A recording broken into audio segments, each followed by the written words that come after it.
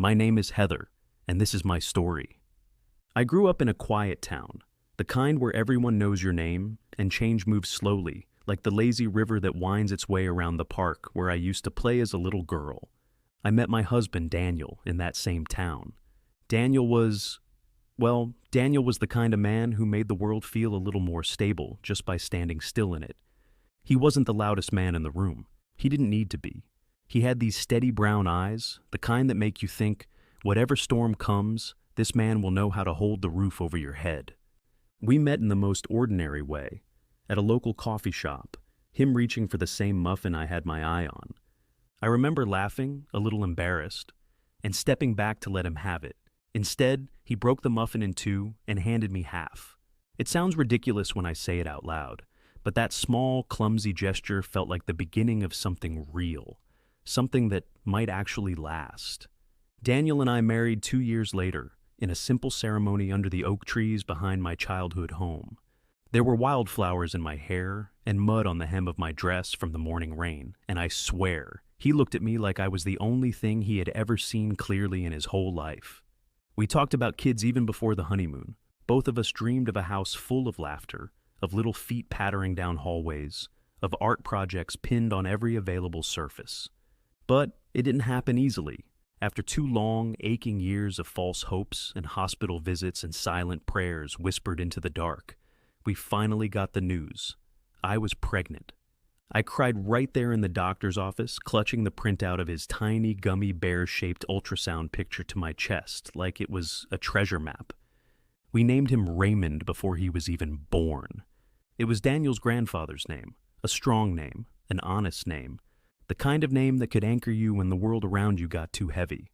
When he came into the world, screaming and perfect and so heartbreakingly tiny, I thought my heart might actually stop from the sheer force of loving him. Everything changed in that moment. Suddenly, every choice I made, every breath I took, it wasn't about me anymore. It was about him. He was everything good and pure that Daniel and I had ever hoped for. Raymond had Daniel's steady brown eyes, but my wild, stubborn curls. He was a serious baby, the kind who would frown in concentration at the ceiling fan, like he was solving some great mystery only he understood. But when he smiled, it was like the whole sun came pouring out of him. You couldn't help but smile back, no matter how bad your day had been. As he grew, so did the light inside him. Raymond was curious about everything. Bugs in the garden, clouds in the sky, the way shadows moved when you tilted a flashlight just so. He had a laugh that could crack your heart right open and stitch it back together in the same breath. He loved dinosaurs and space rockets and building forts out of every pillow and blanket in the house. Our living room often looked like a battlefield of stuffed animals and plastic blocks, and Daniel would just shake his head and mutter about how we were raising a tiny chaos agent. But he loved it too. We both did. We were happy. We were whole.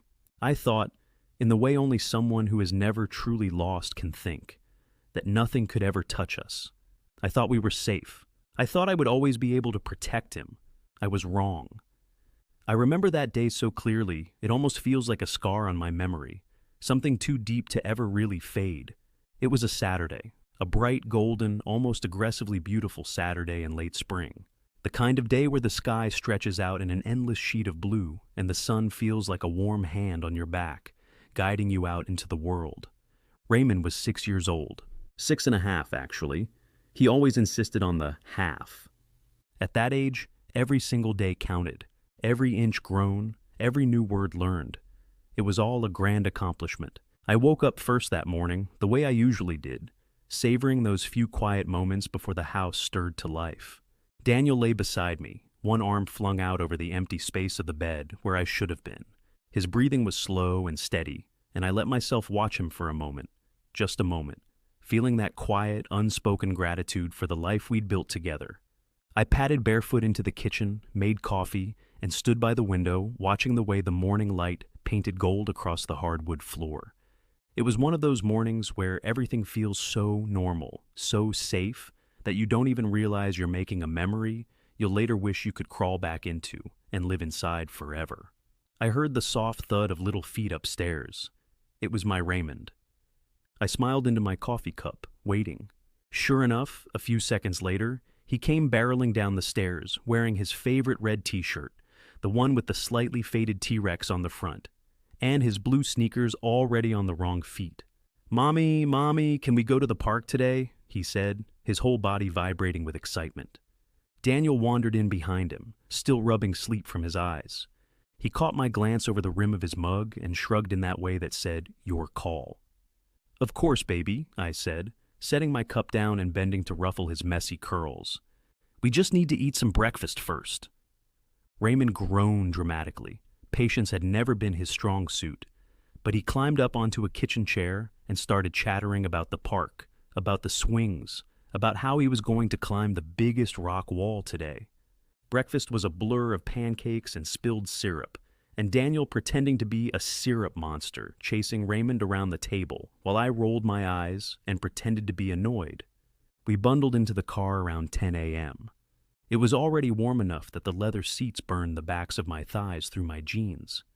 Raymond sat in the back, kicking his little legs against the seat, swinging them rhythmically, his small voice piping up from behind me. "Mommy, when we get there, can I show you how high I can swing? I'm gonna touch the sky."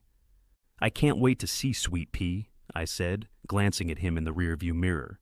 He beamed at me, that gap-toothed smile so full of life, it hurt to look at it. Daniel reached over and squeezed my hand lightly on the gear shift. I squeezed back, feeling like the luckiest woman alive. The park was only about 15 minutes away, a sprawling, chaotic place full of kids and dogs and kites tangled in trees. It had wide open fields, a tiny man-made lake with paddle boats, and a playground so big it looked like a wooden castle. We found a parking spot near the swings, and Raymond practically exploded out of the car, already running ahead. "Raymond, wait," I called, grabbing our bag and jogging after him. He stopped, skidding on the gravel, and waited impatiently, bouncing on his toes. Daniel caught up beside me, carrying the cooler bag with snacks and bottled water. It was just normal. I remember the way the sun felt, almost too bright, and the hum of bees in the clover. The smell of fresh-cut grass, the sound of children laughing, squealing, dogs barking. We spread out a blanket under a tree, laid out the cooler, and let Raymond run wild. He climbed the jungle gym, he swung on the swings, he chased after a butterfly, pointing it out to me with a breathless, urgent excitement like he was discovering something brand new about the world. We took turns pushing him on the swings. I took pictures, dozens of them, capturing his goofy faces, his clumsy, fearless runs across the field. Everything was perfect, until it wasn't. It happened so fast, and yet somehow, it stretched out forever. Daniel and I were sitting on the blanket, laughing about something stupid, something so unimportant I can't even remember now. I looked up to check on Raymond, expecting to see his little red shirt flashing across the playground, but I didn't see him. At first I thought he was just hidden behind one of the climbing structures. Or maybe he was crouched in the sandbox, digging furiously like he loved to do. "Can you see him?" I asked Daniel casually, still not really worried, still living in the before. Daniel shaded his eyes with his hand, scanning the playground. "No, but he's around here somewhere," he said. But there was a thread of something sharp and thin, beginning to weave through his voice. I stood up, brushing grass from my jeans, my heart giving a little nervous thud.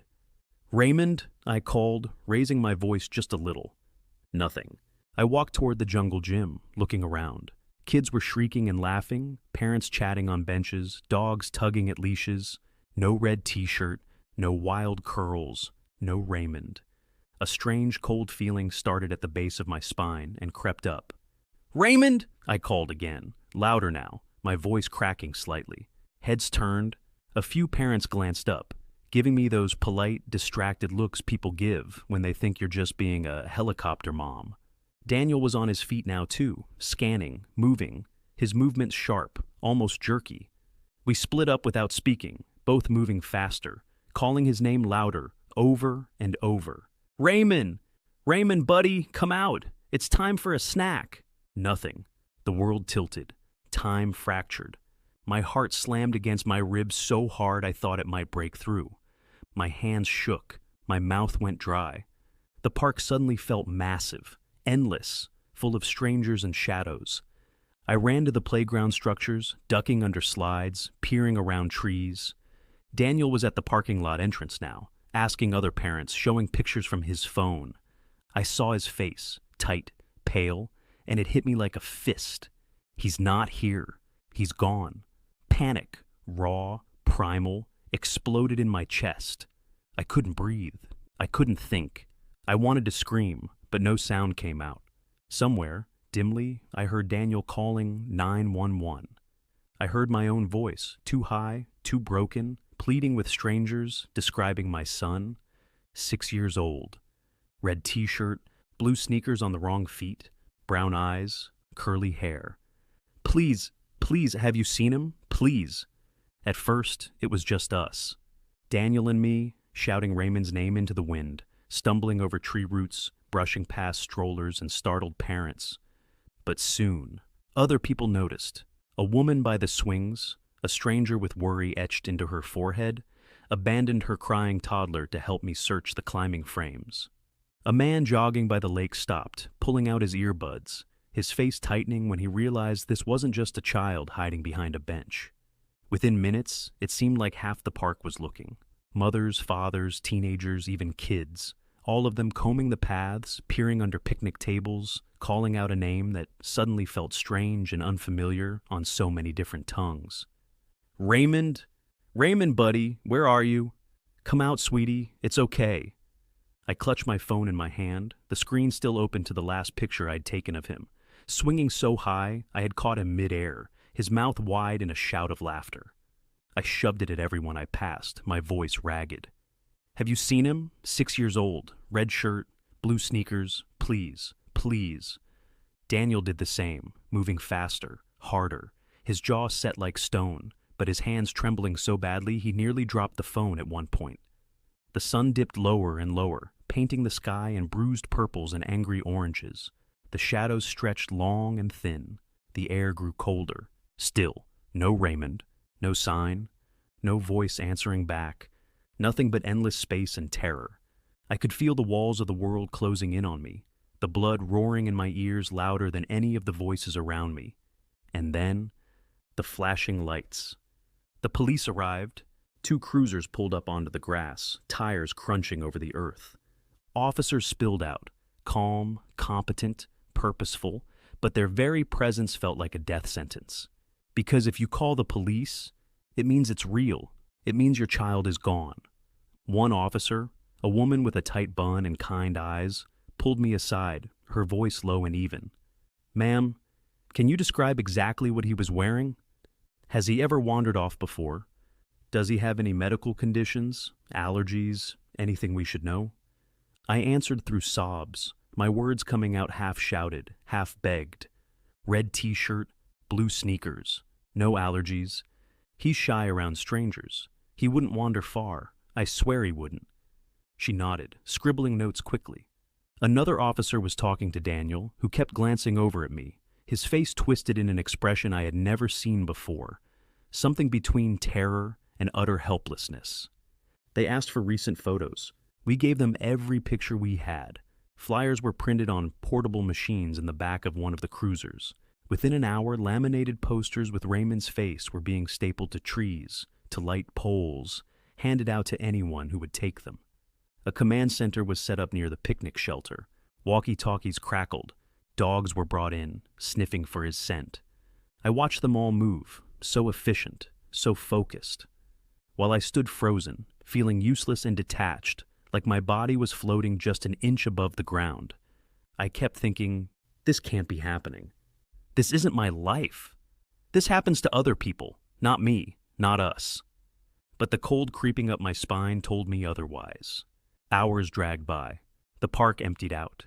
Families packed up their laughing, squirming children and left, casting guilty, pitying glances in our direction as they went. The sun disappeared completely. Night swallowed everything. Floodlights were set up around the playground, bathing the swings and slides in a harsh, sterile glow.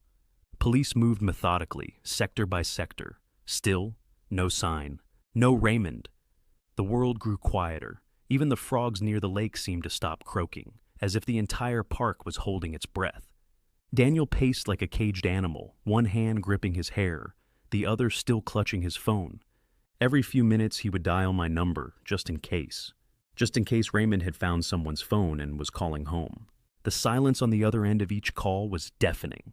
I sat on the cold ground at the base of the oak tree, my head in my hands, rocking back and forth like a woman who had already lost her mind.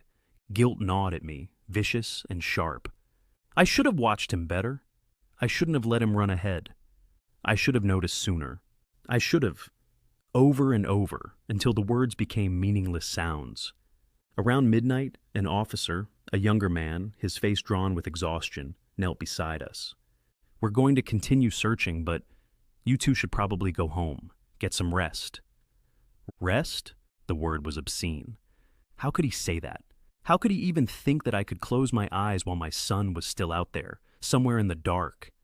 I shook my head violently, clutching Daniel's arm. We're staying here until he's found." The officer's eyes softened, full of a pity so deep it felt like a slap. "I understand," he said quietly, "but you need to be strong for him when we find him. You need your strength. When we find him, not if." It was a lie, but a necessary one. At around 2 a.m., Daniel finally convinced me to leave. I don't even remember walking to the car. I barely remember the drive home, my forehead pressed against the window, watching the empty streets roll by like a bad dream. Our house, once warm and full of life, was cold and silent when we arrived. Raymond's toys littered the living room. His little sneakers were by the door. I collapsed onto the floor, clutching one of his tiny sneakers to my chest, sobbing until I thought my heart might actually tear in two. Daniel sat beside me, his hand on my back, his own shoulders shaking with silent cries. We were two broken people in a broken house, waiting for a miracle. Waiting for our son. Waiting for the world to start making sense again. Waiting. I don't remember falling asleep. One minute, I was curled on the living room floor, clutching Raymond's sneakers so tightly the rubber sole pressed grooves into my palms. The next, darkness. A black, dreamless void. Somewhere in that terrible night, my body simply gave up. Gave in. I woke with a start, my face sticky with tears, my muscles cramped and sore, to the thin, cold light of morning bleeding through the curtains. It was the birds that woke me, their songs, sharp and sudden, slicing through the heavy silence like knives. I blinked, disoriented, the events of the day before slamming back into my chest with brutal force. The house around me looked the same, but it felt wrong. It felt empty. It felt dead. I sat up slowly, my joints stiff, my heart pounding. Daniel lay sprawled beside me on the carpet, his face pale, his body curled protectively around nothing at all. One of his hands was still stretched out toward me, as if, even in unconsciousness, he was trying to hold us together. For a moment, I just sat there, listening to the sound of our breathing. Two people still alive, still here. And then the sobs came, harder than before, gut-wrenching, body-shaking cries that tore from my throat without warning or control. Daniel stirred at the sound, blinking blearily, his face crumpling when he saw me. He pulled me into his arms without a word, and we sat there on the floor, rocking each other like children, two broken parents holding on to the only thing they had left. Each other.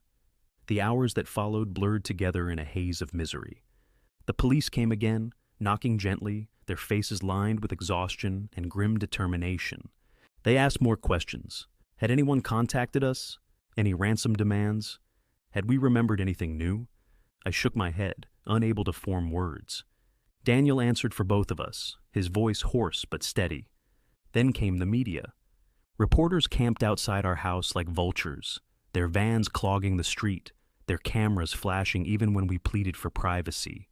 A detective, a tall man with sad eyes, took Daniel aside and warned him. The media frenzy will only get worse. They're not here for you. They're here for a story. I stayed inside, curled on the couch with Raymond's blanket clutched around me, breathing in the faint scent of his shampoo, his sun-warmed skin, his life.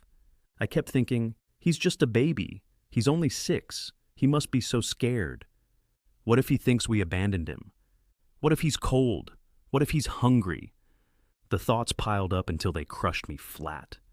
Every now and then, a flashback would hit, sharp and vivid, like a knife to the ribs. Raymond's laugh as he chased butterflies at the park. Raymond's small hand slipping into mine as we crossed the street. Raymond's sleepy voice whispering, "Good night, Mommy, I love you to the moon." I broke apart 100 times that day, each time a little harder to put myself back together. It was late morning when the first call came. A woman, breathless, panicked, claimed she had seen a boy matching Raymond's description near a shopping mall 10 miles away. Daniel grabbed the phone before the dispatcher finished speaking.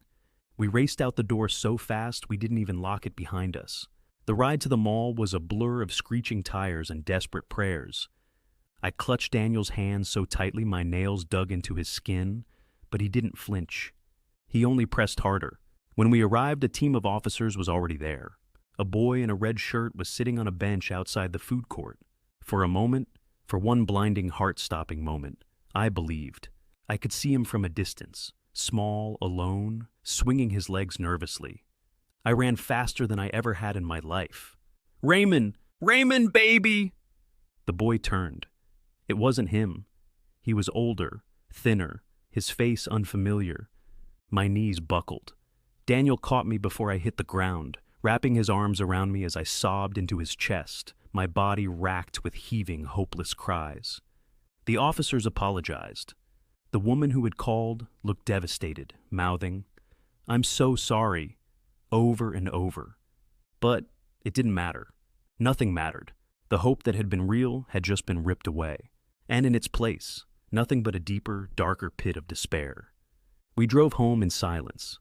I stared out the window. The emptiness was worse now. Before, there had been terror, yes, but there had also been hope. Now, there was nothing. No Raymond, no hope, no strength left to fight. I collapsed on the couch again, pulling the blanket over my head like a shroud. I didn't want to see the sunlight. I didn't want to hear the birds. I didn't want to exist. Daniel sat beside me, rubbing my back in slow, aimless circles. Hours passed, or maybe minutes. Time didn't make sense anymore. Then, the second call. The phone buzzed on the coffee table, vibrating so violently it fell to the floor. Neither of us moved at first. I couldn't. I didn't have the strength. I couldn't bear another false hope. I couldn't survive it. Daniel picked it up. He spoke in short, clipped sentences, nodding, asking sharp questions. And I watched his face change from hope to fear, then caution. He hung up and turned to me, his hands shaking. "Heather," he said, his voice thick with emotion, "they think they found him." I didn't react. I was too broken, too hollowed out. I just shook my head, tears spilling silently down my cheeks. Daniel cupped my face in his hands, forcing me to look at him. "Heather," he said again, more urgently. "We have to go. We have to try." Somewhere deep inside the shattered ruins of my heart, a tiny ember flickered. I didn't know if I could do it. I didn't know if I could survive being wrong again. But Daniel was already pulling me up, guiding me to the door, anchoring me to this world I no longer recognized. And so, with my legs trembling, my soul in tatters, I followed him. One last time, towards the light, towards hope, towards my son. The drive was endless. The sun hung low in the sky, casting long shadows across the empty streets. Everything looked unfamiliar, alien, like we had crossed into another world. I sat curled in the passenger seat, my hands clenched into fists so tight my nails dug bloody crescents into my palms. I was silent, but inside my mind, a hurricane raged. What if they heard him? What if he's scared and alone and crying for me? What if he's locked somewhere, cold, starving, begging for help no one can hear? I thought about monsters, real ones, not the kind hiding under beds, but the kind who wore human faces, kidnappers, perverts, serial killers. I pictured hands grabbing my baby, dragging him away, whispering lies into his terrified ears. My breath hitched. I pressed a fist against my mouth to keep from screaming. Daniel reached over, wordlessly threading his fingers through mine. His hand was trembling too. We didn't speak. Words were too fragile. They would shatter under the weight of what we were carrying. Instead, we drove, two broken hearts hurtling toward an uncertain fate. The destination, a small, battered convenience store on the outskirts of town. According to the officer who called, a woman had seen a little boy sitting behind the building, clutching a torn backpack and crying. He matched Raymond's description, but so had the last one. I was too afraid to believe, too afraid to hope. When we pulled into the cracked, weed-choked parking lot, my heart almost stopped. There, by the dumpsters, a small figure, curled up, shivering, tiny. Daniel slammed the brakes so hard the car fishtailed. I was already out the door before it fully stopped. I ran, faster than my legs could carry me. "Raymond!" I screamed, my voice breaking into raw, desperate sobs. The little head jerked up, wide, terrified eyes locked onto mine. For a heartbeat, just one, he didn't move. Then he leapt to his feet and ran, straight into my arms. I collapsed to my knees, grabbing him, clutching him, sobbing so violently I thought my ribs would crack. I buried my face in his hair, dirty, tangled, but still smelling faintly of sunshine and home, and I couldn't stop crying. "Mommy!" he wailed, clutching my neck with both tiny hands. "Mommy, I was so scared. I couldn't find you." "I'm here, baby. I'm here. I'm here." I repeated it like a prayer, over and over, rocking him back and forth. Daniel reached us a second later, dropping to the ground beside us, pulling both of us into his arms. Our little family, shattered, bleeding, terrified, whole again. Later, we learned the truth. Raymond had wandered too far while chasing a balloon another child had lost. The crowd swallowed him up, and by the time he realized he was lost, he couldn't find his way back. Panicked, he'd tried to retrace his steps, but every path looked the same. He spent the first night hiding near the park, too scared to approach anyone. The second day he wandered further, confused and exhausted, until he stumbled onto the convenience store. It was a miracle he hadn't been hurt. A miracle no monsters had found him first. A miracle he was still our Raymond, safe, whole, waiting for us. That night, as I watched him sleep between us, his small chest rising and falling peacefully, I thought about every terrible what-if that had haunted me. And I realized something. We cannot control everything. No matter how fiercely we love, no matter how hard we try to protect. Sometimes the world slips through our fingers. But what we can do, what we must do, is never stop fighting, never stop hoping, never stop loving with every broken, terrified, battered piece of ourselves. Because sometimes miracles happen. Sometimes light breaks through the darkness. Sometimes love brings us home. To every parent who has lived their worst nightmare. To every mother who has cried out into the void, begging for their child's return. To everyone who has sat alone in the darkness, praying for a miracle. You are stronger than you know. You are braver than you believe. And even in the blackest night, even when hope feels like a cruel joke, you are never, ever alone. Please, hold your loved ones a little closer tonight. Tell them you love them. Cherish every laugh, every tear, every ordinary moment, because life can change in a heartbeat. And sometimes, just sometimes, it changes for the better.